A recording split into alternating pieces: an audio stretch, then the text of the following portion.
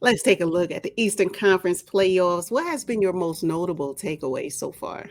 Bench points and production matter. For the East, that's one of my biggest takeaways. At the end of the day, I know your superstars are going to perform like they should perform.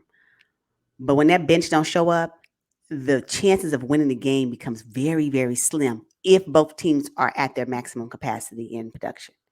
And that's what I've been noticing. I mean, game 3, the Hawks had 44 bench points. Sadiq Bey and Bogdan Bogdanovic making it happen. That's how they won. Boston, where you at? How you let how'd you let the Hawks slip in a win? How'd you do that? You know how they did it? They had 44 points off their bench. Just with 2 players. Now they have 4 players putting up points, but just those 2 alone did 15 points each. What are we talking about? So bench production matters. Knicks all series with messing around with Emmanuel Quickly and Josh Hart, all series, right? And then you're looking at Yeah. the Cavs bench and you seeing where they at. Again, bench production matters. This is why teams go out and get solid role players. And if you don't have a solid role player, if you're not deep and if your depth is not there, then you suffer if you make it to the postseason. And this is what I'm experiencing, especially from the East. Mm. Bucks game 2, Joe Ingles, Pat Connaughton.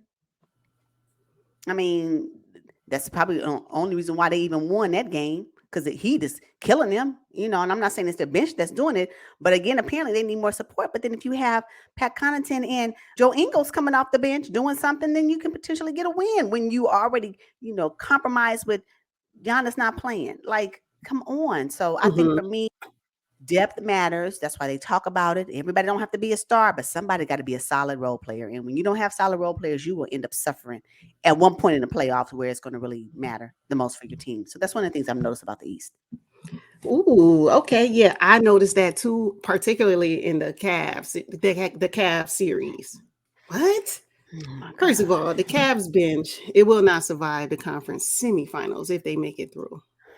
They just won't. I mean, It's it just a is the no way. most entertaining series in the Eastern Conference. I mean, the depth will be the Cavs' downfall. I think we all know that because when you got Quickly and Hart versus Levert and Rubio for the Oh my God.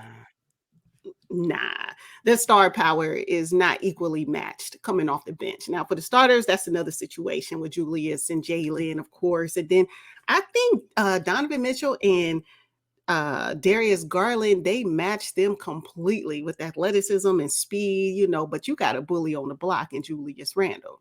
So I think what we're seeing is the Cavs bench depth. I just keyed in on the Cavs because I think the other bench play, they have the potential.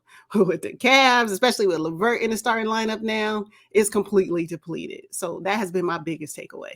Yep, I agree. I Hmm. totally agree. All right. Another thing that I noticed within round 1, particularly with the Sixers, is that their round 1 matchup will be the easiest matchup that they'll experience during this postseason run. Their next semi-conference finals, if they surpass that and they go to the conference finals, those matchups are going to be a little bit more taxing. And I think this is where we'll see the holes and the missed role players that the Sixers have when they go to the next round of playoffs.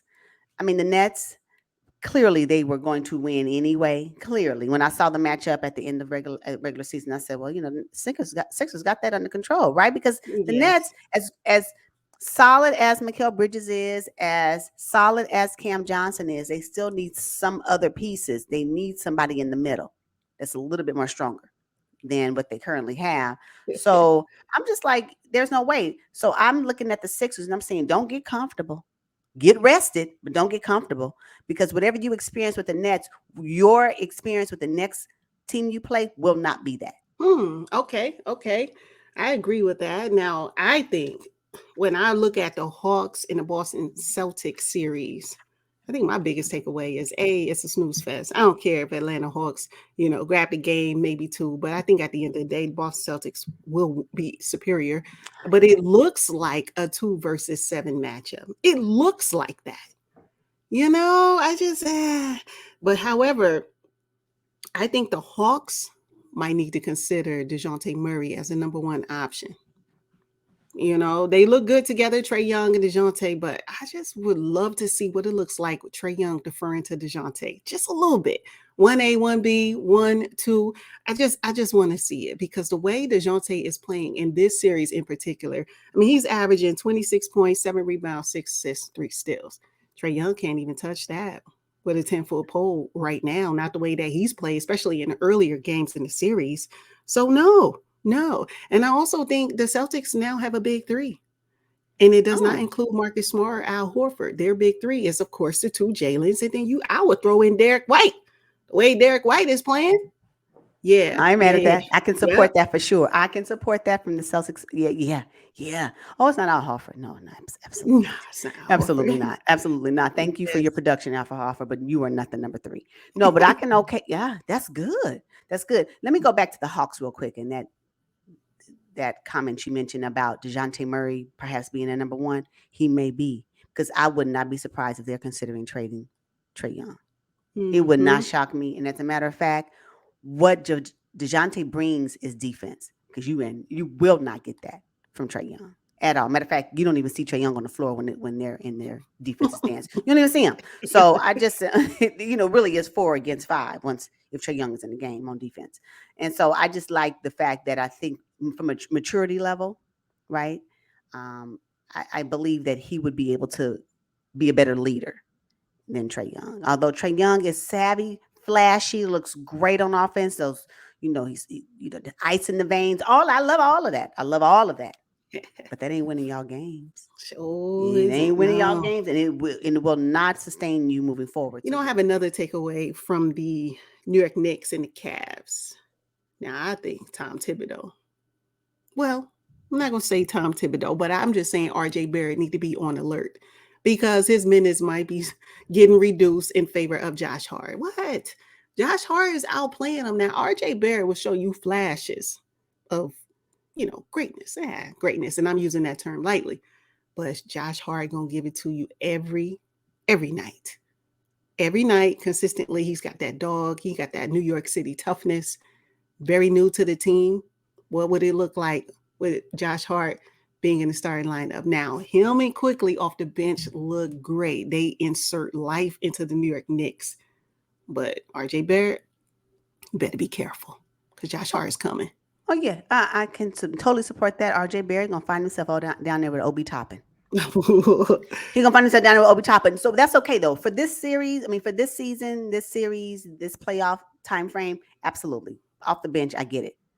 But what you're talking about is what they can look like for 2024 season. And yeah, that means that they'll all need to do is figure out some other additional role players somewhere that they can help partner up with quickly off the bench. That's just what they need to do. And, I agree. RJ Barrett is not giving me, Mm-mm. I don't really care for his game, to be honest. No, He not for doesn't give how me high enough. he was No, drafted. yeah, No, yeah, yeah. No, I really, he's so inconsistent that he just missed me. I don't really care for his game. So yeah, I support Josh Hart for sure. Josh Hart's going to he is going to give it to you for sure. Yep, yep. All right, here's one. Jimmy playoff mode is real solid. This is almost like a slap in the face to the regular season, if I'm going to be honest. Yep, And it I don't is. know. I think the NBA needs to look into that because it's not a good look for the regular season. And if this trend that we're only waiting for the playoffs to perform and we'll give you just enough in the regular season just to make it to the playoffs, it's horrible. That's a horrible brand of basketball. So although we are excited, although the fans in the Heat Nation may be excited about what Jimmy Butler and the Heat are producing right now in the postseason, considering their play during the regular season, it's almost a slap in the face to the regular season. Yeah, it's night and day how they're playing. I, It's I, mm, unbelievable, especially Jimmy now. Everybody call him playoff Jimmy. Yes, I see it. I see it. He's I playoff know. Jimmy, you Yeah, know? but that ain't right. It almost is not even right. Like you mean to tell me you're gonna turn it on during the playoffs and you coast through the regular season? That Coast. the league does not want that to become a trend. That is horrible. You know how much money they'll lose if that becomes a trend? Because you can't keep doing it. It doesn't look right. There has to be something that they kind of talk about. I'm quite sure in their corporate executive meetings, they're talking about especially what they're seeing with Jimmy Butler right now with the Heat. How you go 2 up against the Bucks? How you do that? I just can't believe it. When you Say- coasted through the regular season, it's not a good look for the regular season, although we love it for the playoffs. So, yeah.